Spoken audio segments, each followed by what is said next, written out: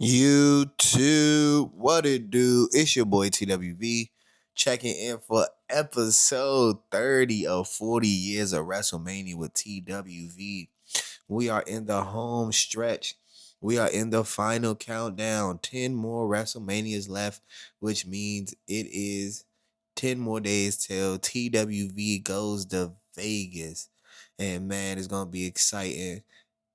I can't wait. So much content, like I said in the previous video. We're going to be doing anything and everything down there within legal limits. But with that being said, let's get into the review. So WrestleMania 30 was the 30th annual WrestleMania professional wrestling pay-per-view and live streaming event produced by WWE. It took place on April 6, 2014 at the Mercedes-Benz Superdome in New Orleans, Louisiana, and it was the first WWE event simultaneously broadcast live on pay-per-view and live streamed on WWE subscription service, the WWE Network, which launched in that February of that year.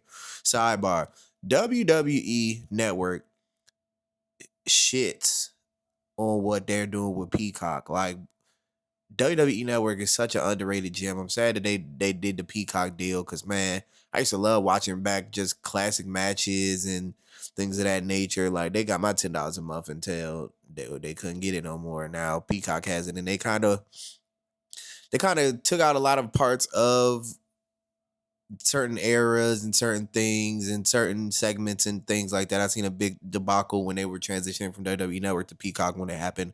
Want to say in 2019, 2020. That's when that's when the deal started. It was a big debate up on the internet, but they say this WrestleMania is the greatest of all time. I've been to WrestleMania 40, so I say otherwise. But this show was lackluster. Like, it was not too much that I enjoyed on this show outside of the main event, which was Daniel Bryan versus Batista versus Randy Orton. And that played into the beginning of the show where Daniel Bryan faced Triple H, and whoever won was getting added to the WWE World Heavyweight Championship match later that night. You got to give major props to Daniel Bryan, though, because the first match with him and Triple H went 25 minutes, and then he went another 23, basically 24 in the main event. And he did double duty that night. And man, the graps were there. Like, they were there. Like, I loved the first match with him and Triple H. Beautiful storytelling. It was a little slow and methodical until the pace picked up kind of at the end when Daniel Bryan got in the gear and, hit the climax of the match. The running knee, boom, 1, 2, 3, match over. And then boom, the next match that I thought I would enjoy would be the John Cena versus Bray Wyatt. That stunk. It was too slow, too methodical.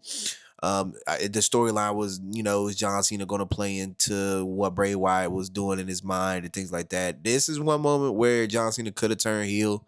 It would have made a lot of sense. He was getting booed a lot by the fans, the whole shebang. But it didn't go that way. The next match was Brock Lesnar beating the streak, and this match stunk. Oh my God, this match stunk so bad. Like, it was 25 minutes of pure agony. Like, this is the Undertaker's worst match on a WrestleMania scale by a long shot. He did get concussed during this match, so he did not remember half of this match. And you can see it in certain parts of the match when the camera panned the Taker, his eyes were like glazed over. The credit to him to still be able to pull through and make the match work while being concussed.